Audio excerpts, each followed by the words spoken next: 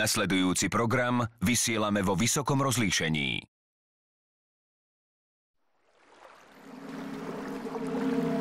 RTVS uvádza dokumentárny film Liečba pôstom. Dĺžka života v západných krajinách rastie. No bohužiaľ... Podmienky moderného života spôsobujú vznik ochorení. Preto ich označujeme termínom civilizačné ochorenia. Cukrovka, vysoký krvný tlak, obezita, rakovina. Počet ochorení prudko stúpa a spolu s tým rastie aj spotreba liekov. Nežiadúce účinky niektorých z týchto chemických barličiek sa pravidelne objavujú v správach, čím vytvárajú atmosféru nedôvery. Ak hovoríme o liečbe liekmi, pripúšťam, že sme sa ocitli v slepej uličke. Možno však zaberie iný liečebný postup. Prastará metóda, ktorá má oporu v mnohých náboženstvách, ktorú veda dlho ignorovala. Pôst. V Rusku, v Nemecku a v Spojených štátoch skúmajú túto možnosť lekári a biológovia už polstoročia. Chceli sme zistiť, či sa účinky dajú laboratórne pozorovať na hormonálnej úrovni. Obmedzenie prísunu kalórií zaberá. Môžeme účinky ešte zvýrazniť, ak organizmus vyhľadujeme? Ako na nás pôst vlastne pôsobí? Na aké ochorenia zaberá? Výsledky sú úžasné, najmä pokiaľ ide o ochorenie storočia. Ide o nový prístup v liečbe rakoviny, ktorý niektorí ľudia nazývajú doplnkovým prístupom.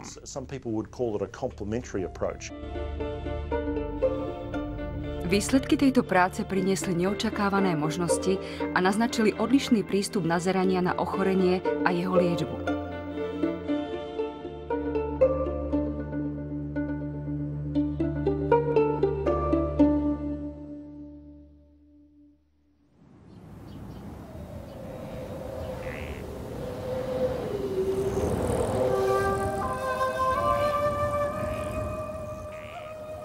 V srdci Ruska v sibírskej tundre prebieha jedinečný experiment. Už 15 rokov tu pôst predstavuje zásadnú súčasť politiky verejného zdravia.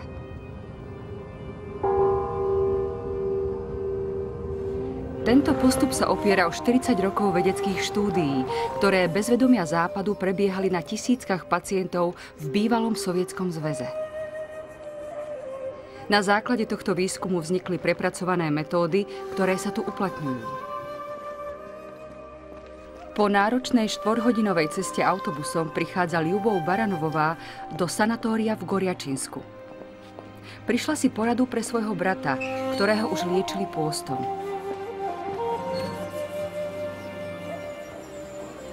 Len o niekoľko stoviek metrov ležia brehy Bajkalského jazera s idylickou scenériou. Mesto Goriačinsk je známe horúcimi prameňmi a od roku 1995 aj tunajším centrom pôstu. Liečbu prepláca štátna poisťovňa a celá budova je vyhradená na terapiu pôstom.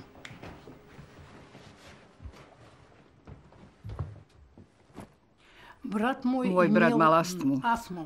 Niekedy nemohol dýchať. V noci nespával a ani my ostatní sme nemohli zaspať. Keď si prečítal článok o pôste, rozhodol sa pre 21-dňovú hladovku. Mala som strašnú alergiu na sladké. Napríklad aj na pomaranče. Roky som sa z nej liečila, no neúspešne. Alergia sa mi po každej liečbe znova vrátila. Na 7. deň bol v poriadku.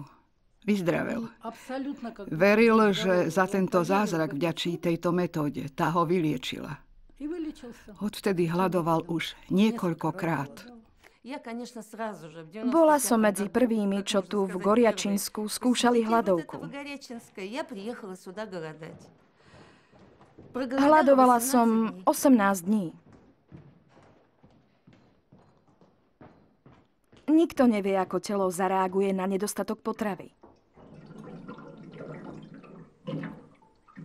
Pôst vzbudzuje strach. 54/52.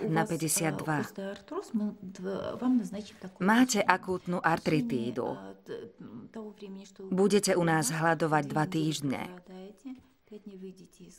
A potom bude nasledovať 7 dní bez hladovky. V prvej fáze liečby musia nových pacientov povzbudiť. Pacienti sa musia na liečbe sami podieľať.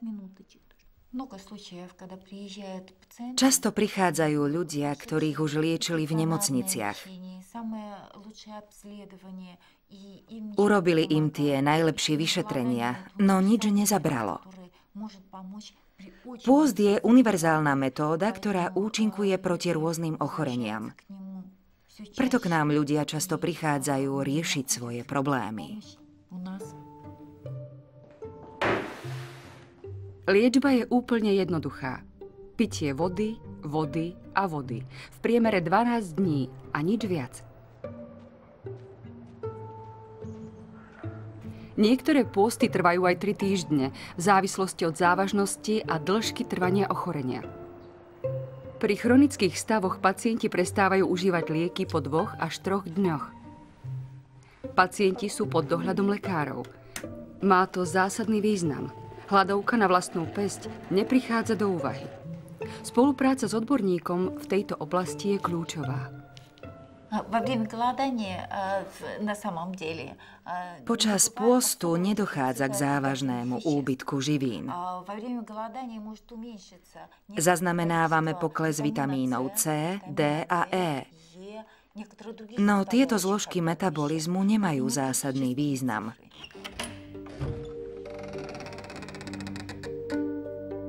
Za 15 rokov sa na tunajších terapiách pôstom zúčastnilo 10 000 pacientov. Ich lekárske záznamy sa archivujú. Prichádzajú sem pacienti s ochoreniami ako cukrovka, astma, vysoký krvný tlak, reuma, alergie a tak ďalej. Takmer v 2/3 prípadov pacientom príznaky ustúpili po jednej alebo viacerých kúrach pôstu. Všetci tvrdia, že to najhoršie je nejesť. Pocit hladu zmizne za 2 až 3 dní. Náročná je tzv. Acidická kríza.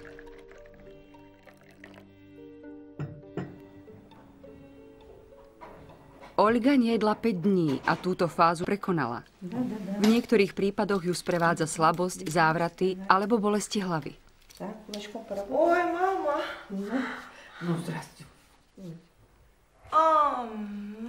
Je to cena, ktorú organizmus platí za prispôsobenie sa radikálnej zmene.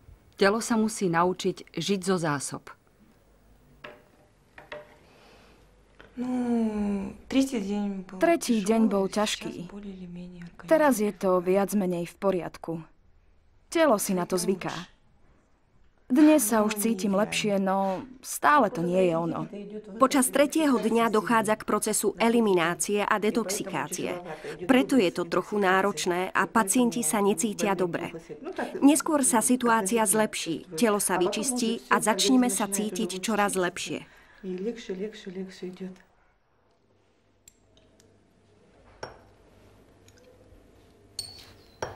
Podľa ruských lekárov je táto kríza kľúčovou fázou liečebného procesu. Analýzou moču zistíme vrchol tejto fázy a jej trvanie. Zmena režimu príjmu potravy zvyšuje aciditu krvi.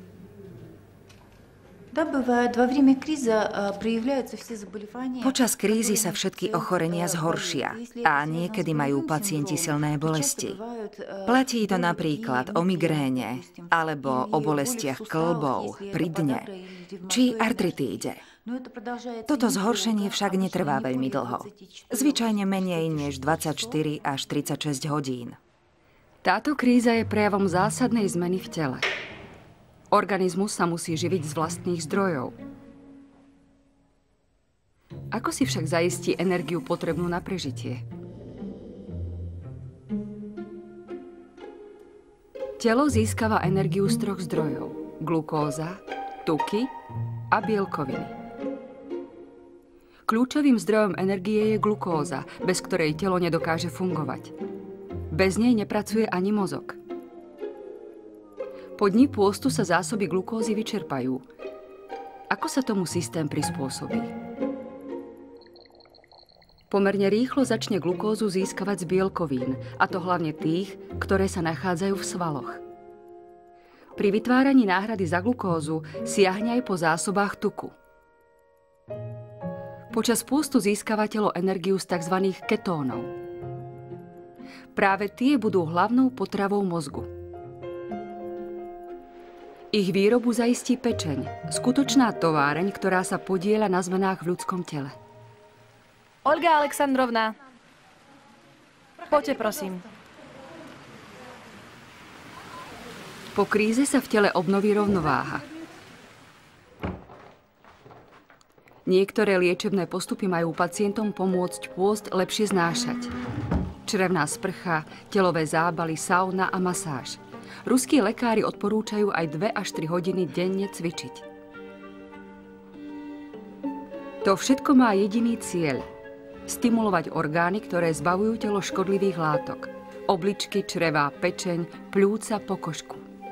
Telo musí byť schopné zbaviť sa odpadových látok nahromadených v organizme.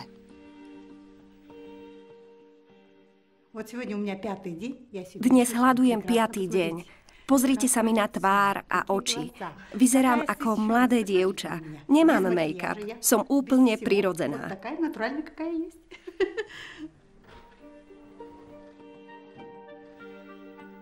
No aj keď sa telo prispôsobí, hlava to vždy nedokáže. Pacienti pociťujú, ako psychika ovplyvňuje telo a niekedy chcú veci, ktoré už nepotrebujú.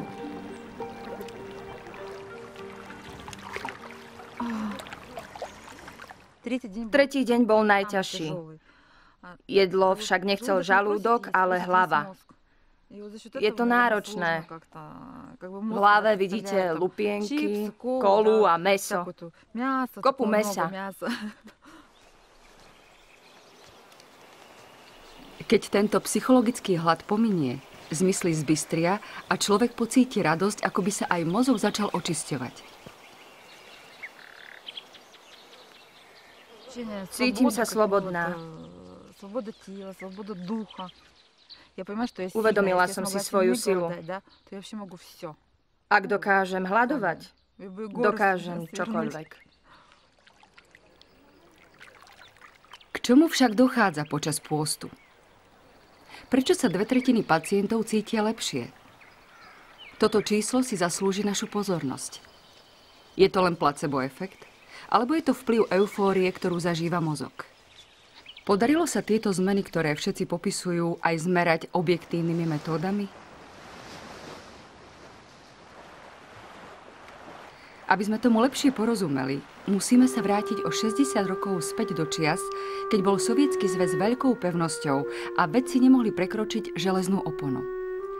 Výskum sa odohrával v tajných laboratóriách, ďaleko od západu. Vo vede sa často stáva, že za pokrok môže náhoda, myšlienka, ktorá sa zrodila v hlave vedca otvoreného novým veciam. V Korsakovovej nemocnici v Moskve nahradili fyzickú zvieraciu kazajku chemickými prípravkami, no liečebné postupy sa veľmi nepoľučtili. Jedného dňa sa psychiater Jurij Nikolajev stretol s pacientom, ktorý bol psychicky na dne a odmietal potravu. Lekár sa rozhodol porušiť zaužívaný postup a nenútil pacienta jesť. Vo svojich poznámkach s prekvapením píše: Od 5. dňa sa jeho psychický stav začal zlepšovať. Pacient otvoril oči. Na 10. deň začal chodiť, no stále nerozprával. Na 15. deň vypil pohár jablkového džúsu, ktorý mal na nočnom stolíku. Potom sa išiel prejsť. Postupne sa znova zaraďoval do spoločnosti. Muž sa napokon uzdravil. Išlo o výnimočný prípad. Psychicky chorého pacienta uzdravil pôst. Jurija Nikolajeva zaskočili takmer zázračné účinky liečby. Ďalších 15 rokov pokračoval v jej rozvíjaní. Úspech prekonal jeho očakávania a čoraz viac pacientov chcelo podstúpiť novú liečbu. Nikolajev liečil schizofréniu, depresie, fóbie a obsesívne syndrómy. Priemerná doba pôstu sa pohybovala od 25 do 30 dní, no hladovanie občas trvalo aj 40 dní.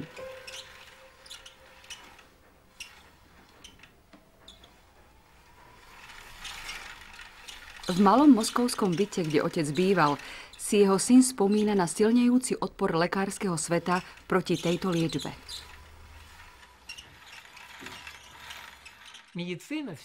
Lekári boli proti pôstu, pretože nechápali jeho podstatu.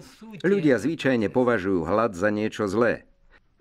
Musíte zabudnúť na to, čo poznáte, aby ste prijali myšlienku, že sa pôst dá využiť ako liečebná metóda. Pre lekára je to ešte náročnejšie než pre bežného človeka.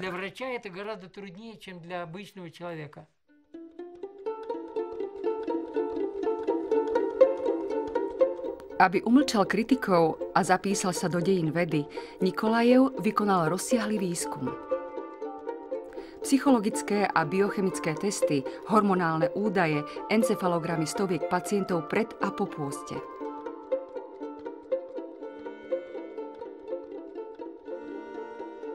Psychiatri odhalili vzťah medzi pozorovanými zmenami v tele počas pôstu a zlepšením zdravotného stavu pacienta. Pôst nevplýva len na psychické ochorenie, ale na celú osobnosť.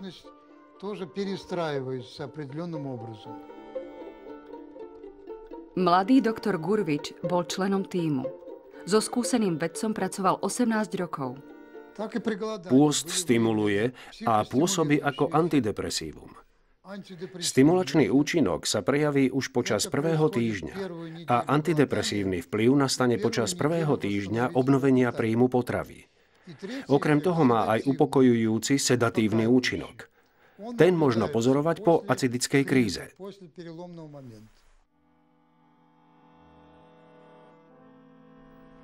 Nikolajev liečil pôstom 8000 pacientov. Zásadné zlepšenie zaznamenali v 70% prípadov. O 6 rokov neskôr si pacienti v 47% prípadov tento pozitívny vplyv zachovali. Niektorí sa mohli znova začleniť do bežného života a starať sa o rodinu. Vedcov však čakalo ďalšie prekvapenie.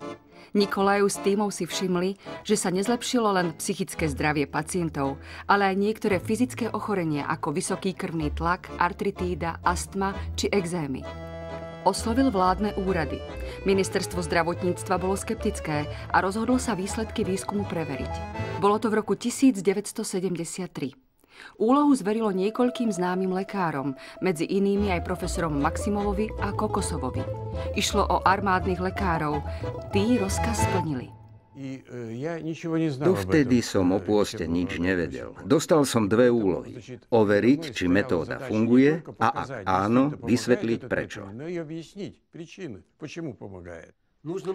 Mali sme skúmať žalúdočné šťavy, pečeň, pankreas a črevá.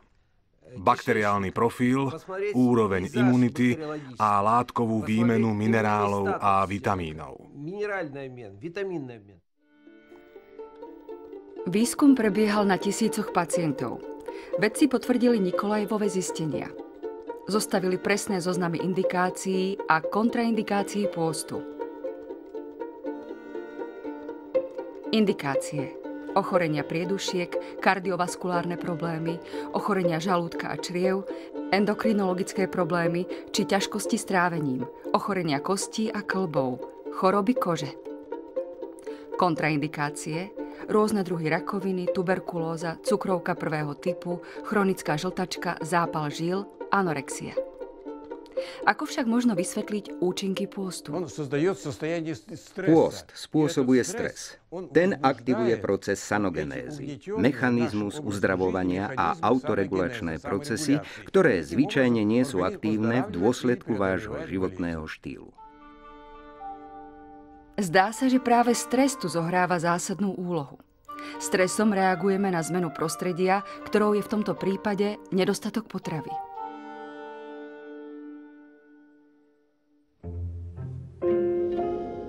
Hrozí hlad, telo začne byť na poplach. Odštartujú sa v ňom hormonálne a neuroendokrinné zmeny. Hormóny mobilizujú zásoby v tele. Tento proces má aj protizápalový účinok. Práve tieto autoregulačné mechanizmy majú podľa ruských lekárov terapeutický význam. Výrazne sa zlepší zloženie krvi, napríklad hladina glukózy, cholesterolu, triglyceridov a inzulínu. Energetický výdaj postupne klesá. Dýchanie a tep sa spomalia a klesne aj krvný tlak. Tráviaci systém prejde do stavu pokoja.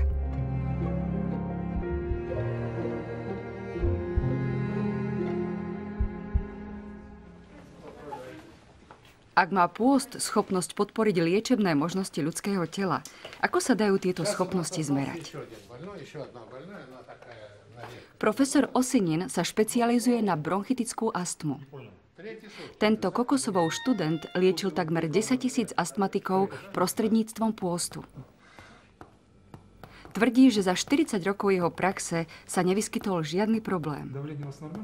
Osininov výskum odhalil bunkové zmeny sliznice pľúc.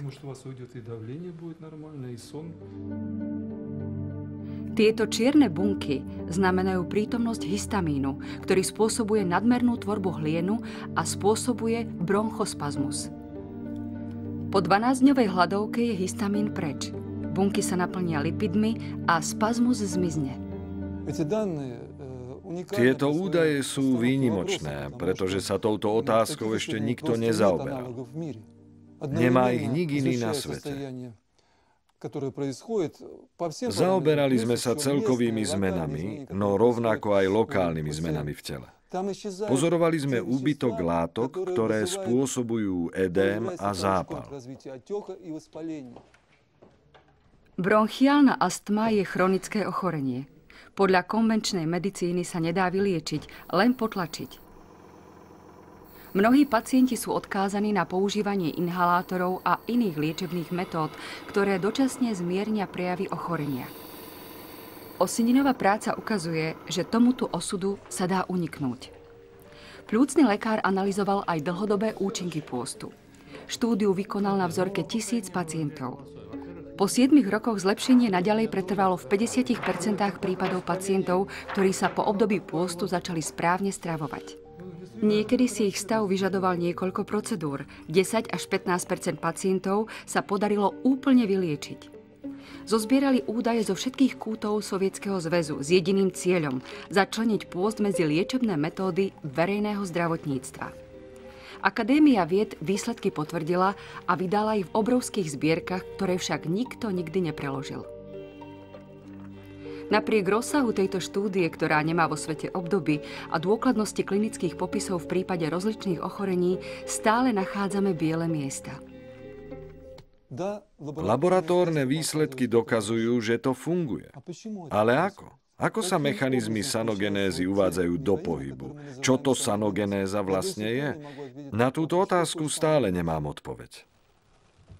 Mohli by ju zodpovedať vedci zo západu? V týchto končinách žiadny štát nikdy tento typ výskumu finančne nepodporoval. Farmaceutické spoločnosti o to prirodzene nemajú záujem. Popularita pôstu sa však zvyšuje a nedávno sa o ňom začalo hovoriť na politickej aj vedeckej úrovni. Na našej ceste sa teraz zastavíme v Nemecku. 15 až 20% tunajších obyvateľov tvrdí, že už podstúpili pôst. Najstaršie centrum pôstu vzniklo na brehu Bodamského jazera. Aj tu, rovnako ako pri jazere Bajkal, ide o elimináciu kalórií. Celý proces prebieha v skupine. Buchingerova klinika má povesť progresívneho zariadenia. Každoročne sa tu lieči 2000 ľudí. Prichádzajú sem s chronickými ochoreniami, no tiež v rámci prevencie a obmedzenia rizikových faktorov, akými sú vysoký krvný tlak, cukrovka a obezita. Jürgen Bál zvyčajne nosí oblek a viazanku. A nikto mu na pečeň neprikladá termofor. Pracuje vo výškovej budove v Curychu.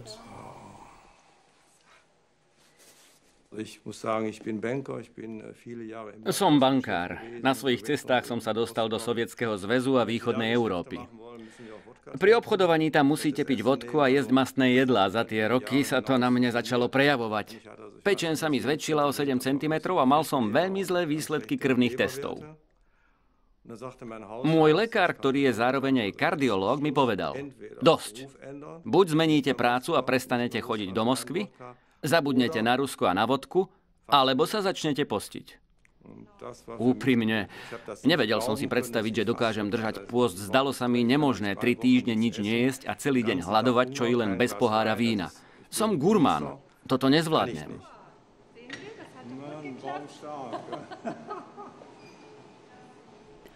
Po prvej liečebnej kúre sa pánovi Bálovi pečeň znova zmenšila na správnu veľkosť a krvné testy sa vrátili do normálu. Odvtedy si na stravu dáva pozor a každý rok sa vracia do Uberlingenu, aby si pôstom vrátil telo do pôvodného stavu. Toto nie sú obyčajné poháre vody. Je to mierne odklonenie sa od prísneho pôstu. Slabá polievka alebo ovocná šťava, ktorú dostávajú 2-krát denne. 250 kalórií denne pomáha zmierniť acidóznu krízu a uľahčiť prvé dni. O tento prvok doplnil metódu Otto Buchinger, ktorý centrum vytvoril. Ako lekár slúžil v armáde a trpel reumatickou horúčkou. V roku 1918 ho lekári odsúdili na život v kolieskovom kresle. Vďaka 2 po sebe nasledujúcim pôstom sa zotavil. Toto rýchle zotavenie ho priviedlo k myšlienke preskúmať terapeutické možnosti využitia pôstu a založiť liečebné centrum. Dnes je známe v celom Nemecku. Liečebné procedúry trvajú 1 až 3 týždne. Paulín Valiková prišla na Buchingerovú kliniku tento rok už 2. raz. Táto švajčiarska prekladateľka trpí vážnou formou reumy. Rozhodla sa držať 12-dňový pôst.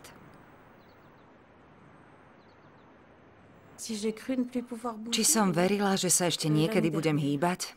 Neverila. Minulý rok som prepadla úplnému zúfalstvu. Povedala som si, som príliš mladá, aby som ostala pripútaná na lôžko. Iný osud by ma však nečakal, aj preto, že žijem sama. Prišla som vo februári nadopovaná liekmi proti bolesti. Brala som antireumatika, kortizón a podobné lieky, ktoré ma totálne vyčerpávali. Zmáralo ma to.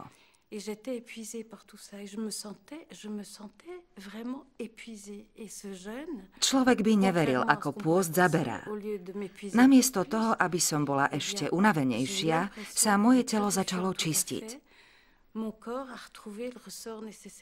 Našla som energiu bojovať. Netvrdím, že som vyskočila a vybehla odtiaľto úplne zdravá, no mala som pocit, že sa telo dokáže vyliečiť samo. Bála som sa, že sa tých liekov už nezbavím, no dokázala som to. Prestala som ich brať.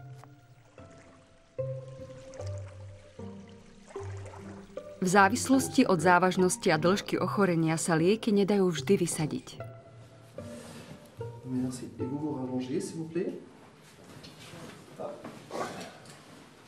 Tento pacient chodíva na kliniku 2 razy ročne.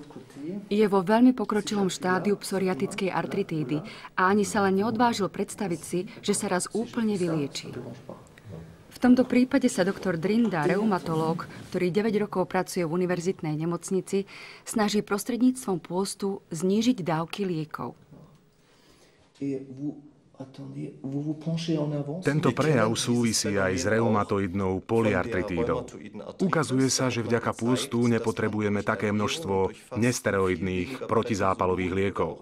Je to lepšie vzhľadom na ich negatívne vedľajšie účinky.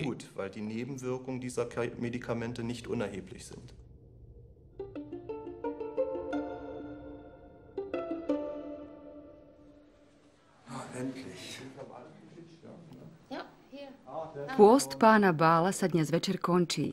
Je to veľmi dôležitý okamih. Nevhodná strava v príliš veľkom množstve by ohrozila úspech liečby. Dokonca môže byť veľmi nebezpečná. Telo si musí pomaly privyknúť na stravu. Obdobie začiatku prijímania potravy v Nemecku aj v Rusku pozorne sledujú. Je to raj. Vždy sa na túto chvíľu teším, no na druhej strane cítim smútok, pretože to bol príjemný zážitok. Teraz sa však teším na hocičo. Aj na polievku. Ste netrpezliví? Trochu áno. Mali by sme zmeniť pomery v rámci zdravotnej starostlivosti. Pôst má zaujímať ústredné miesto. Dnes je liečba chorôb veľmi lukratívna, najmä pokiaľ ide o chronické ochorenia.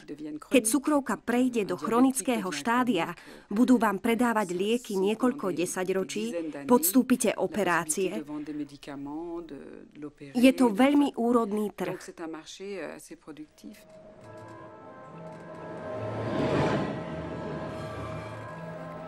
Pôstu treba zaistiť významnejšiu úlohu. Zmeniť výlučné využívanie chemických látok pri liečbe ochorení, znížiť zisky farmaceutických laboratórií. Nepríde to hneď. V Nemecku sa však už veci dávajú do pohybu. Na tomto mieste v časti Berlínskej univerzitnej nemocnice Charité, ktorá je jednou z najväčších verejných nemocníc v Európe, je celé jedno poschodie už 10 rokov vyhradené pacientom, ktorí podstupujú liečbu pôstom. Desiatka verejných nemocníc robí to isté. Táto metóda si postupne nachádza miesto vo výzbroji tradičnej medicíny. Profesor Michalsen uskutočnil niekoľko vedeckých štúdií v oblasti pôstu. Ponúka túto liečbu pacientom s reumatickými problémami, metabolickým syndrómom či chorobami srdca. Liečba sa platí zo systému sociálneho zabezpečenia. Každý rok sa tu Buchingerovou metódou lieči takmer 500 pacientov. Záujem rastie a lekári musia pacientov odmietať pre nedostatok miesta.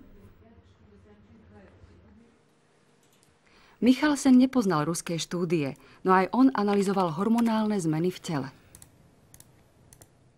Pri rôznych štúdiách sme v tele pacientov objavili epinefrín, norepinefrín, dopamín, leptín a serotonín.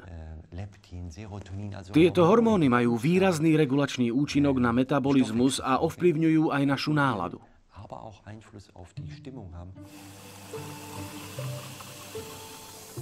Hladina serotonínu, tzv. Hormónu šťastia, sa zvyšuje.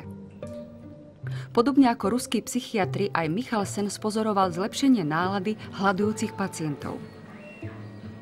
Zaznamenal zmiernenie bolesti a zlepšenie citlivosti receptorov inzulínu.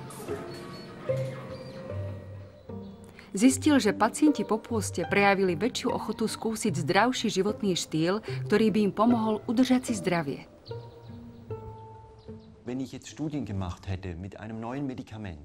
Ak by som pri testovaní nového lieku dosiahol takéto výsledky, dennodenne by mi ponúkali finančnú podporu na výskum. Keď však ide o pôst, ľudia len povedia zaujímavé. Výskum to však nijako reálne nepodporí. To sa musí zmeniť. Pre kritikov a skeptikov je ľahké povedať, že nie je dostatok štúdií, keď dobre vieme, že sa na takýto výskum neposkytujú finančné prostriedky. Michalsen sa už nesústredí na základné mechanizmy pôstu. Ako lekár sa dennodenne stretáva s rastúcim počtom chronických ochorení a práve v tejto oblasti pociťuje potrebu zlepšenia.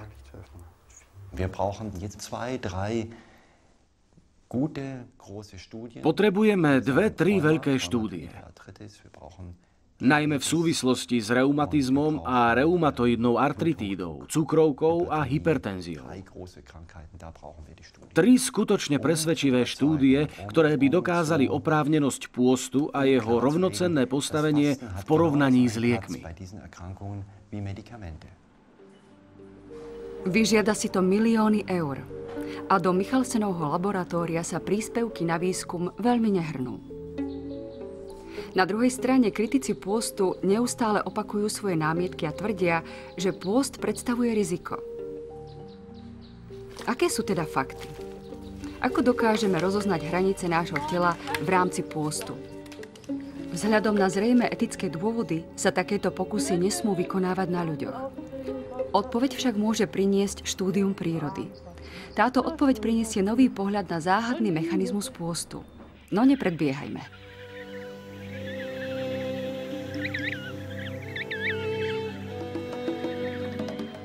V zamrznutej Antarktíde žije zvláštny vták, ktorý fascinuje vedcov celé 10 ročia. Samec tučniaka obrovského v kolónii spontánne drží pôst.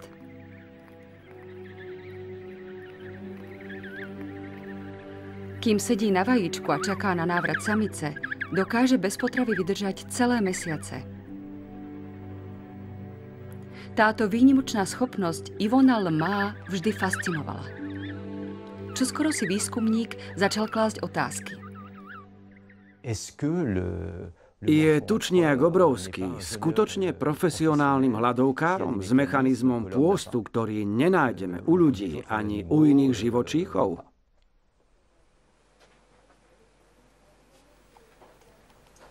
V laboratóriu Národného výskumného centra v Štrasburgu Yvon Le Mao zhromaždil všetko, čo sa na západe na túto tému napísalo. Stále však nevedel nájsť odpoveď. No niečo bolo jasné. Pôst môže byť nebezpečný, pretože telo spotrebúva vlastné zdroje. Spotrebúva zdroje bielkovín. Z bielkovín sa skladajú svaly a aj srdce je sval. Po úbytku polovice bielkovín nastáva smrť. Yvon Le Mao sa spolu s kolegami rozhodol zmerať percentuálnu hodnotu bielkovín, ktoré tučniaky počas pôstu spotrebujú. Táto hodnota má zásadný význam na určenie hraničných hodnôt. Výsledky boli prekvapujúce. Počas typického pôstu získavali tieto živočíchy z bielkovín len 4% energie. 96% pochádzalo z tuku. Telo si zásoby bielkovín chráni. Proces pôstu môžeme rozdeliť do 3 fáz. Nezabúdajme, že telo spotrebuje svoje zdroje glukózy do 24 hodín. Potom začne produkovať viac glukózy zo zásob bielkovín. Začína sa druhá fáza, keď telo zníži využívanie bielkovín a namiesto nich spracúva lipidy. Táto fáza môže trvať dlho v závislosti od množstva tuku, ktorý je k dispozícii. V prípade tučniakov môže toto obdobie bez problémov trvať aj 100 dní. Postupne sa však zdroje tuku vyčerpajú. Po vyčerpaní 80% zásob tuku sa už bielkoviny nešetria. Živočích vstupuje do 3. fázy. Musí prijímať potravu, inak bude už príliš neskoro. Využívajú však rovnaký mechanizmus aj iné zvieratá. Jean-Patrice Robin spolupracuje s Yvonom na experimente s potkanmi, živočíchmi, ktoré sa rozhodne nepreslávili dlhým pôstom. Každý deň ich váži a odoberá vzorky moču. Dokážu sa potkany prispôsobiť pôstu? Minú sa ich zdroje bielkovín skôr než v prípade tučniakov?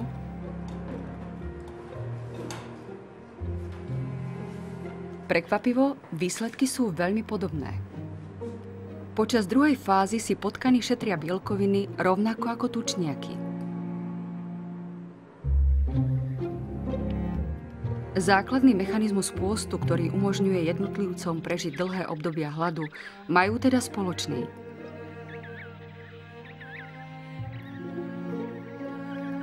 Toto zistenie otvára neočakávané možnosti s ďalekosiahlými následkami. Ak je tento mechanizmus spoločný, znamená to, že pochádza z čias, odkedy zvieratá žijú na tejto zemi. A bude rovnaký aj v prípade človeka. Pôst teda nie je čosi nebezpečné. Je to skôr schopnosť prispôsobiť sa, ktorá pochádza z obdobia počiatkov života na Zemi a ktorá nepredstavuje v rámci vymedzených hraníc žiadne riziko. Schopnosť hladovať musela byť mechanizmom prežitia, ktorý vznikol v priebehu evolúcie. Platí to pre tučniaky aj pre ľudí. Podľa vedeckého skúmania má dospelý človek vysoký 170 cm a vážiaci 70 kg asi 15 kg zásob tuku. Zdravému človeku to umožní hladovať celých 40 dní. Z pohľadu evolúcie je pravdepodobné, že si prežitie bežne vyžadovalo určité obdobia pôstu. Dnešná situácia s pravidelnou stravou a plnou chladničkou je historickou anomáliou. Nikoho preto neprekvapí, že máme telesné problémy, keď nedržíme pôst a sústavne prijímame potravu. Zdá sa, že náš genetický základ je na to prispôsobený menej ako na pôst.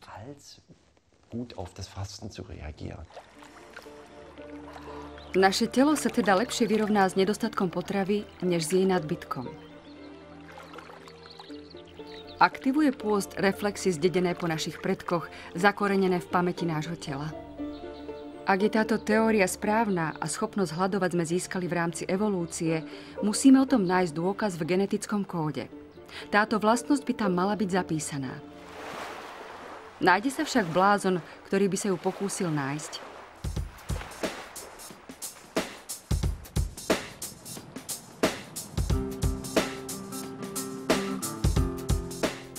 Walter Longo je mladý taliansky vedec, ktorý pracuje v Los Angeles v laboratóriu v Južnej Kalifornii.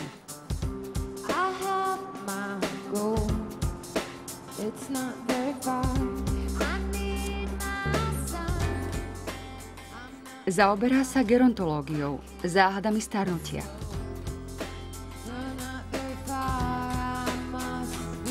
Ako 16-ročný emigroval do Spojených štátov. Chcel sa stať rokovou hviezdou. Teraz je z neho medzinárodne uznávaný biológ.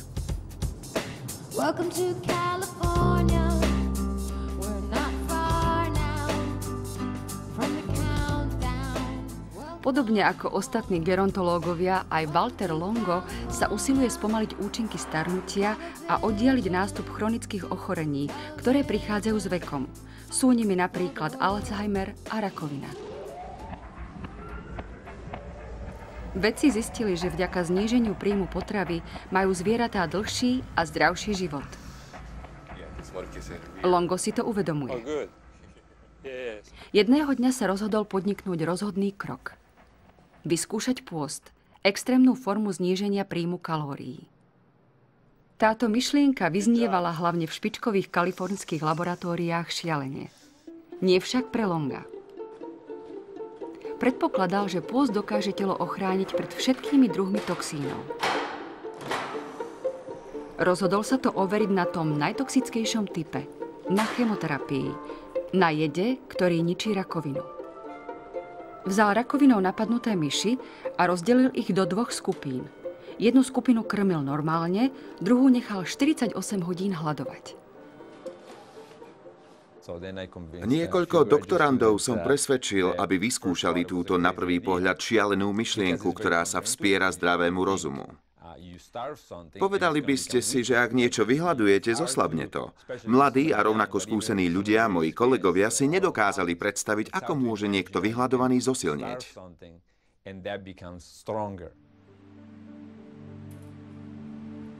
Myšiam potom vstrekol vysoké dávky chemoterapie. 3 až 5-násobne vyššie, než sú dávky povolené v prípade ľudí. Takéto množstvo malo mať zničujúce vedľajšie účinky. Podarí sa myšiam liečbu zvládnuť? Bude rozdiel medzi tými, ktoré hladovali, a ostatnými? Longo bol na služobnej ceste, keď mu kolegyňa oznámila výsledky. Zavolala mi, že neuverím, čo sa stalo. Všetky myši, ktoré sa podrobili pôstu, prežili a tie, ktoré sme krmili normálne, zahynuli. Samozrejme, mal som veľkú radosť, pretože som s takým niečím nepočítal. Požiadal som ju, aby pokus zopakovala a požiadal o to aj tunajších vedcov. Obidve skupiny dospeli k úplne rovnakým záverom. Toto video zachytáva dve skupiny myší liečených chemoterapiou.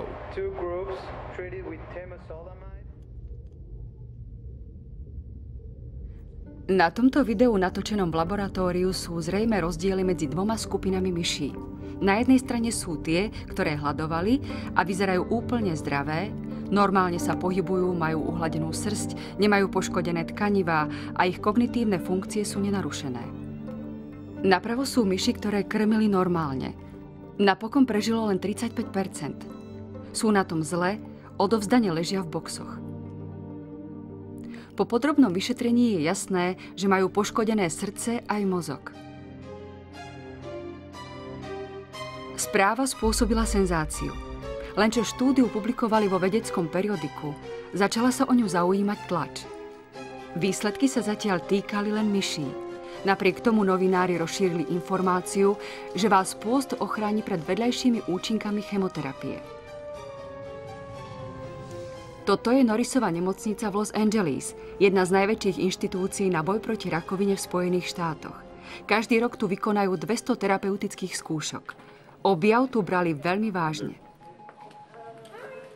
Predstavenstvo nemocnice sa rozhodlo okamžite uskutočniť klinickú skúšku na pacientoch. Skúšku viedla doktorka Tania Dorfová. Mladá onkologička je plná optimizmu. Ľudia bojujúci proti rakovine vedia, že potrebujú nové metódy. Vždy ma mrzelo, že naše nástroje na liečbu rakoviny pôsobia tak deštruktívne. Útočia na všetko, čo rýchlo rastie a nevyberajú si. Vyvíjame presnejšie zamerané terapie, aby sme telo lepšie ochránili a maximalizovali ničivý účinok na rakovinové bunky. Poškodenie zdravého organizmu sa snažíme minimalizovať. Musia však postupovať opatrne. Zatiaľ sme do skúšok nezapojili veľa pacientov. Táto pacientka hľaduje 24 hodín. Ostatní hľadujú 48 hodín. Zatiaľ to stačí. Najprv treba dokázať, že pôst pacientom s rakovinou neublíži. Revolučný prístup je v rozpore s oficiálnymi odporúčaniami, ktoré predpisujú presný opak. Zvýšený prísun kalórií a bielkovín pred každou chemoterapiou. Testovacie skupiny sa musia postupne rozšíriť o väčší počet pacientov.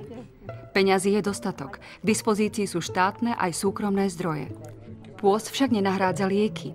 Zmiernenie vedľajších účinkov dokonca umožní zvýšiť dávky chemoterapie.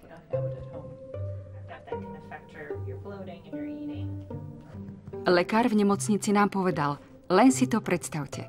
Táto liečba sa ľahko realizuje a je lacná.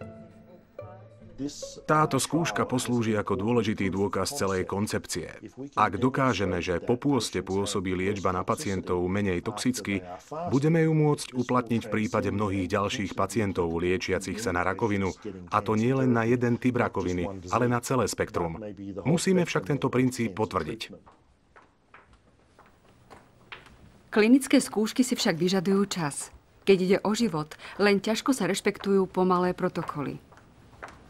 Nora Quinová nečaká, napriek tomu, že nie je impulzívna. Okresná sudkyňa z Los Angeles sa nám rozhodla rozpovedať svoj príbeh. Súčasne sa chcela stretnúť s vedcom, ktorý jej podľa jej slov vrátil nádej. Pán doktor, som Nora Quinová. Keď si v Los Angeles Times prečítala o práci doktora Longa, rozhodla sa. Práve jej diagnostikovali rakovinu prsníka. Ak by som čakala na výsledky klinických skúšok na ľuďoch, trvalo by to o 10 rokov dlhšie. Rakovina prsníka by ma už zabila. Mala som nastúpiť na chemoterapiu, preto som nemohla čakať. Mala som šťastie, pretože moja onkologička proti tomu nič nemala. Nepodporovala ma, no ani nepovedala nie. Vraj, ak chcem držať pôst, nebude mi brániť. Podľa nej v tom nie je žiadny rozdiel, no keď chcem, nech to vyskúšam. Nora Quinová musela absolvovať 5 chemoterapií. Obávala sa vedľajších účinkov, najmä narušenia kognitívnych funkcií. Pod dohľadom priateľky lekárky pred prvou chemoterapiou hľadovala 5 dní. Cítila sa dobre a neprestala pracovať. Pri nasledujúcich 2 chemoterapiách ju onkologička presvedčila, aby nehľadovala. Na chemoterapiu zareagovala veľmi zle. Cítila sa príšerne a rozhodla sa pred poslednými 2 chemoterapiami znova hľadovať. Opäť sa cítila oveľa lepšie.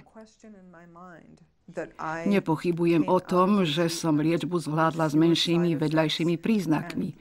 A nebola som ani taká unavená a otupená ako moje priateľky, ktoré podstúpili rovnakú procedúru chemoterapie. Vôbec o tom nepochybujem.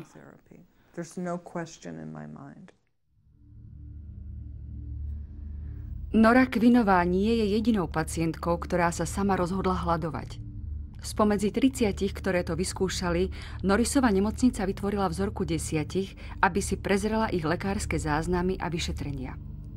Nora bola súčasťou tejto štúdie. Výsledky potvrdili pozorovania na myšiach. Pôst chemoterapiu zjednodušil.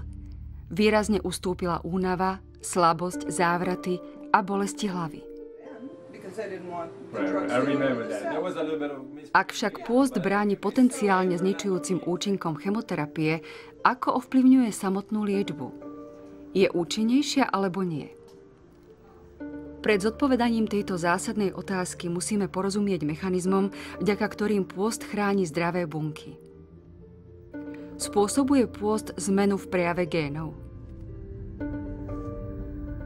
Doktor Longo oddelil bunky pečene, srdca a svalov. Keď si priblížime reťazec DNA, tu máme gény. Tieto gény riadia činnosť buniek. Ich prejavy sú normálne. Po 2 dňoch pôstu doktor Longo spozoroval radikálnu zmenu v prejave génov. Niektoré sa prejavovali výraznejšie než iné. Gény zmenili funkcie bunky, prepli ju do ochranného režimu.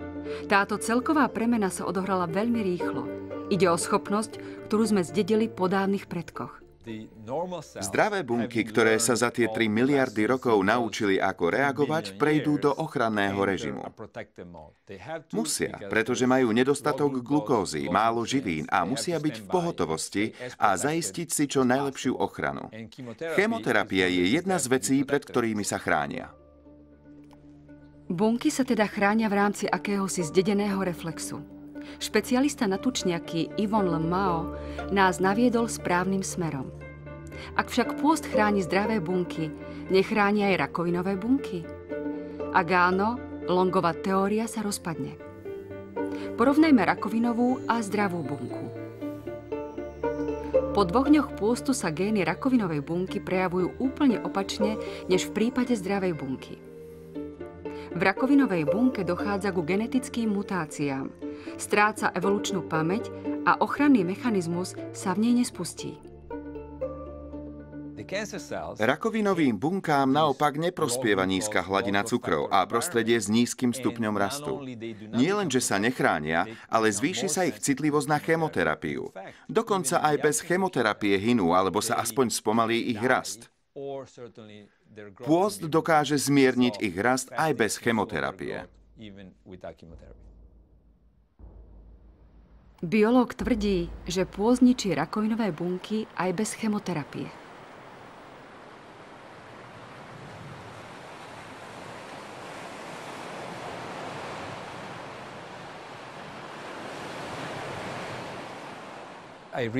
Nedávno som tieto výsledky predložil jednej z najväčších farmaceutických spoločností na svete a vyzval som člena vedenia spoločnosti, aby pripravil koktejl liečiv. Nie jediný liek, ale celý koktejl liečiv, ktoré by mali silnejší účinok než pôst.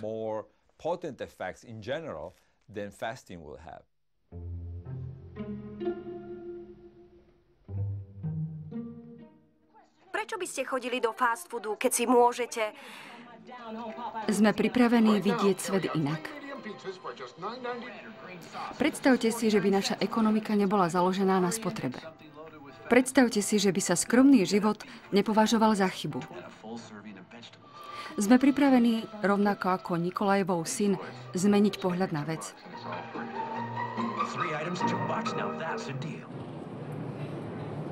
Alexander Kokosov pokračuje v Nikolajevovom dobrodružstve, no nemá to ľahké. Pád sovietskeho režimu v 90. rokoch narušil systém verejného zdravotníctva. Za pôst sa musí platiť a mnohí Rusi si to nemôžu dovoliť.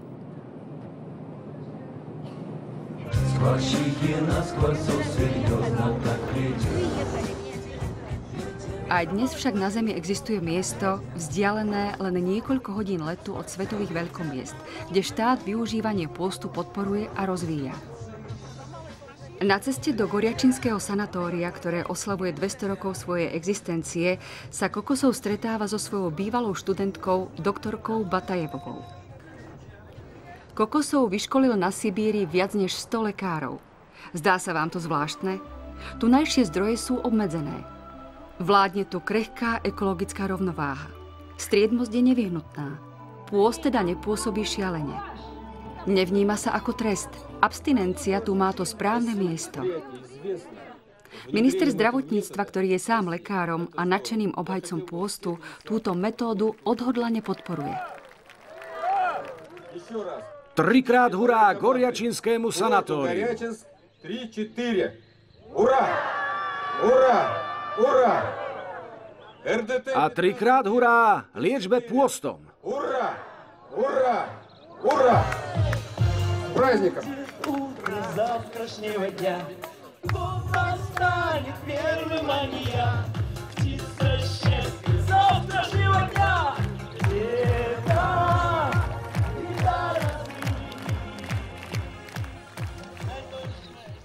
Táto malá republika by nás mala motivovať, aby sme aspoň zvážili naše obavy. Prehodnotili náš model zdravotnej starostlivosti, ktorý často vníma ochorenie ako marketingovú príležitosť. A 2 razy by sme si mali premyslieť, či podľahneme vidine bezhraničného rastu, keď nás príroda vopred pripravila na zvládanie ťažkostí.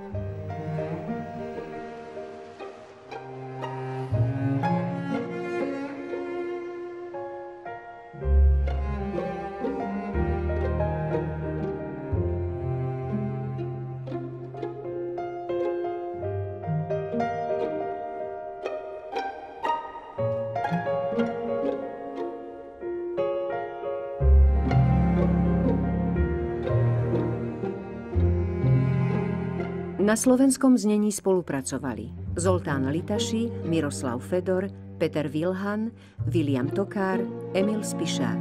Vyrobila RTVS 2014.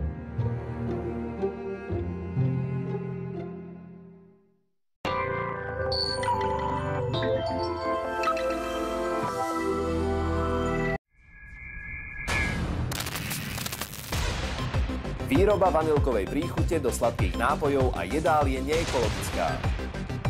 Chemikálie budú zachraňovať ľudské životy, keď zlyhajú aj antibiotiká. Unikátny slovenský vynález. Pec s teplotou do 2100 stupňov. Svet vedy a techniky je VAT. V pondelok večer na Dvojke.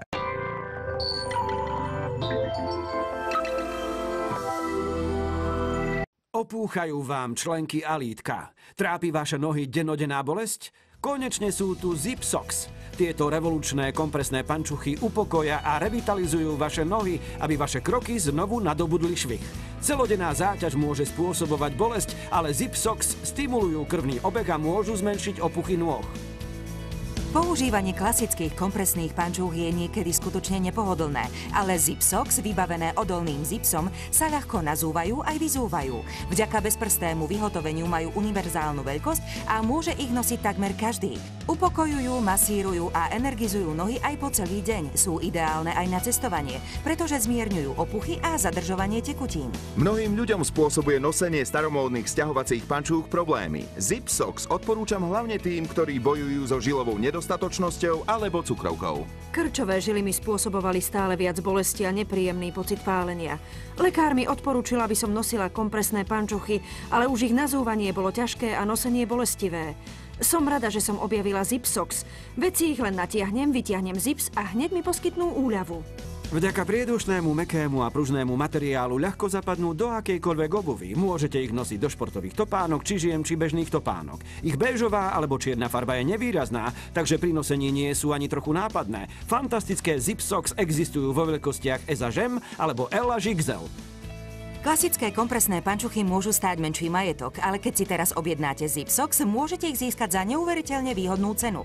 29,99 €.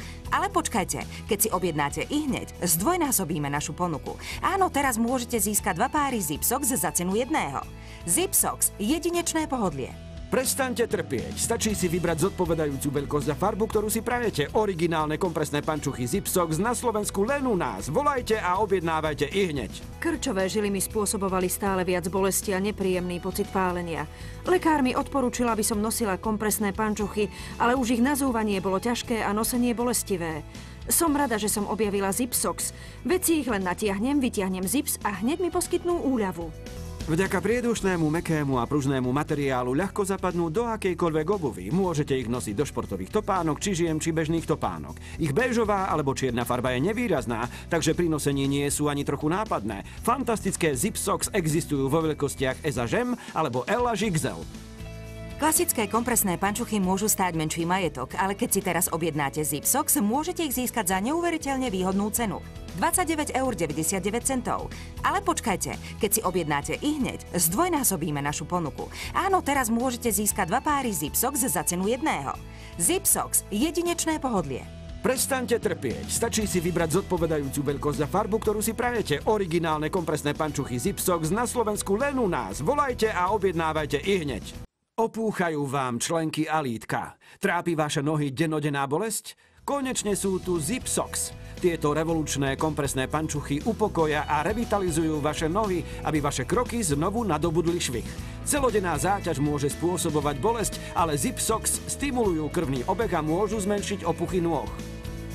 Používanie klasických kompresných pančúch je niekedy skutočne nepohodlné, ale Zip Socks, vybavené odolným zipsom, sa ľahko nazúvajú aj vyzúvajú. Vďaka bezprstému vyhotoveniu majú univerzálnu veľkosť a môže ich nosiť takmer každý. Upokojujú, masírujú a energizujú nohy aj po celý deň. Sú ideálne aj na cestovanie, pretože zmierňujú opuchy a zadržovanie tekutín. Mnohým ľuďom spôsobuje nosenie staromódnych sťahovacích pančúch problémy. Zip Socks odporúčam hlavne tým, ktorí bojujú so žilovou nedostatočnosťou alebo cukrovkou.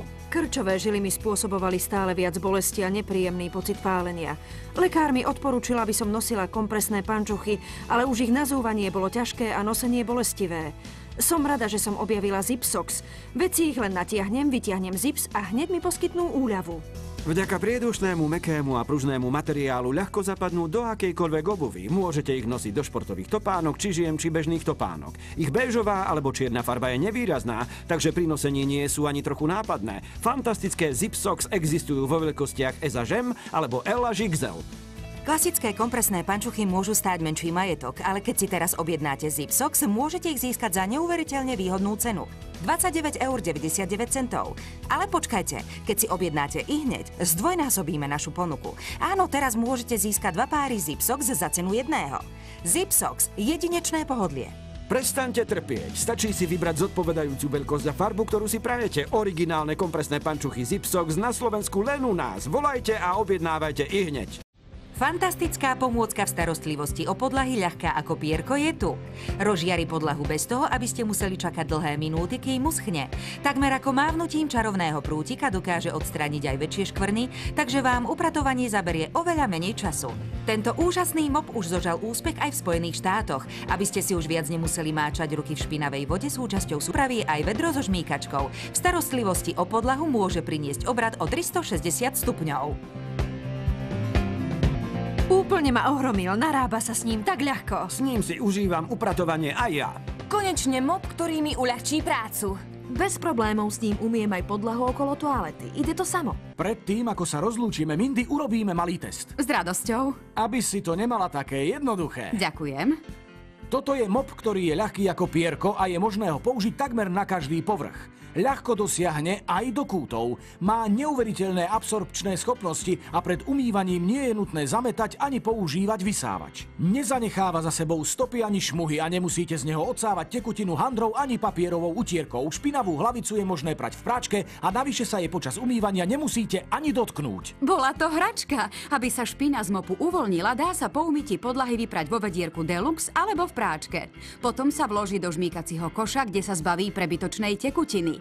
Mop tak bude opäť čistý, pripravený dať sa znova do práce. Toto nie je hociaký mop, ale celá upratovacia súprava. S mopom Hurricane ušetríte čas aj peniaze, aj vy si ho obľúbite. Pozrime sa, ako si ho objednať. Umývaniu na kolenách odzvonilo. Konečne je tu rotačný mop Hurricane 360. Táto úžasná pomôcka sa ľahko vyrovná s každou špinou. Je to mop, ktorý dokáže rýchlo odstrániť akúkoľvek nečistotu. Vďaka technológii založenej na odstredivej sile môžete upratovať s čistou hlavicou a vaša podlaha bude žiariť čistotou. Vyskúšajte ho aj vy. Tisíce malých smedných vlákien do seba vsiakne takmer každú nečistotu, aby vaša podlaha bola vždy čistá ako ľalia. A najlepšie na tom všetkom je, že si už nemusíte